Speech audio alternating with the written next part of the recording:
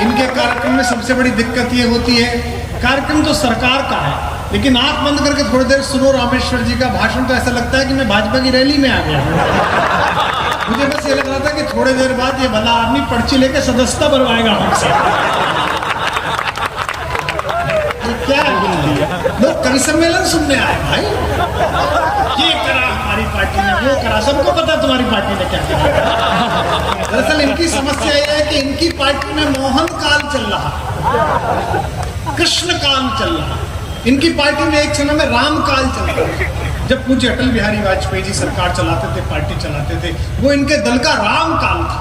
जब उन्होंने कहा कि एक वोट खरीद कर भी अगर सरकार बनती हो तो ऐसी सरकार को मैं चिमटे से छूने से मना करता हूं, ये राम काल, मर्यादा का काल। अब इनके कृष्ण काल चल रहा है, वोट किसी की भी हो बनाएंगे हम ही।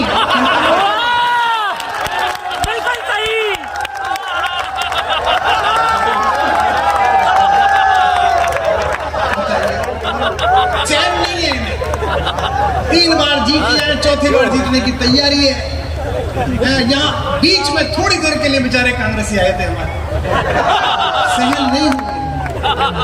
इतने भले आदमी है कमलनाथ जी, जैसे तैसे आयु के इस पड़ाव पर उनकी बारात निकली थी। आगे आगे दिग्विजय भी चल रहे थे, वो पीछे बारातियों को ये उठा के ले गए। मैंने पीछे मुड़ के देखा तो 24 बाराती थे ही नहीं।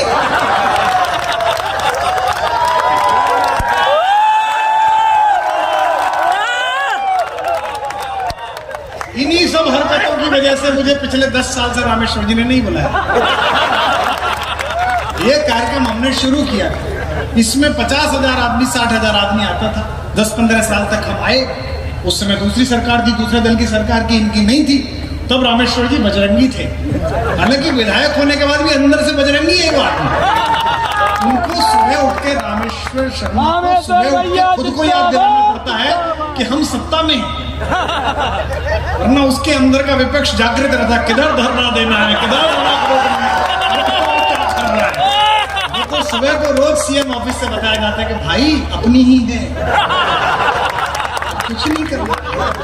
तो हम यहाँ आते थे साहब, बहुत भीड़ इकट्ठी होती थी, खूब होता था। फिर रामेश्वर जी को लगा यार कि अपनी तो सरकार बन गई, ये आदमी बीच बीच में बाहर की बात भी करता है। तो इन्होंने फिर वो लोग बुलाने शुरू करे जो इनके हिसाब से तो उसमें ये हुआ कि वो तो आगे, पर सामने से आप लोग चले गए, ये मिले। 25 साल बाद इन्हें याद आया कि यार जनता भी थी, आज आप जनता लौटी। देखो सरकारें आएंगी जाएंगी, हमारा मत आपका मत है।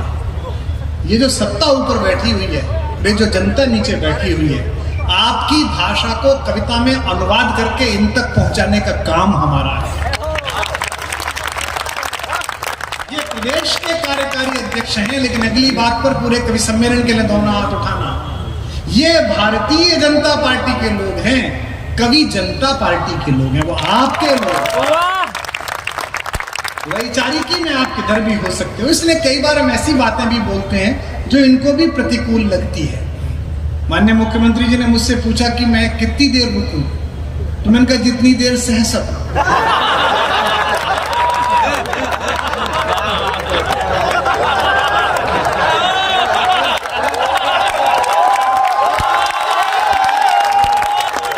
भाई मित्रता अपनी जगह, काम अपनी जगह।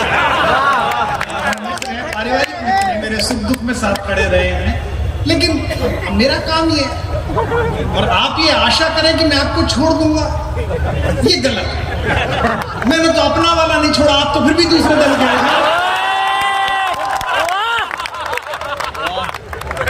पूरी हिम्मत के साथ बोलेंगे। पहली पंक्ति आ रही है कार्यक्रम की। ये कार्यक्रम बाहर से आए हुए कवियों, सड़क पर है जरूर, पर सड़क छाप नहीं है। इस कार्यक्रम की मर्यादा है। 15 वर्ष से मैंने ये कार्यक्रम चलाया है। सबसे पहली बार अपने अस्तित्व से बाहर खड़े होकर अनुभव मैंने इसी कार्यक्रम में किया, यहाँ खड़े होकर स्वयं को देखा, जिसका मैंने कई पॉडकास्ट में जिक्र भी किया है। यही पहली बार समाधि घटी। और आने वाले कल में अगर कभी संन्यास में चला गया तो इस जगह पर तीर्थ बनेगा कि गुरुदेव को यही समाधि लगी थी।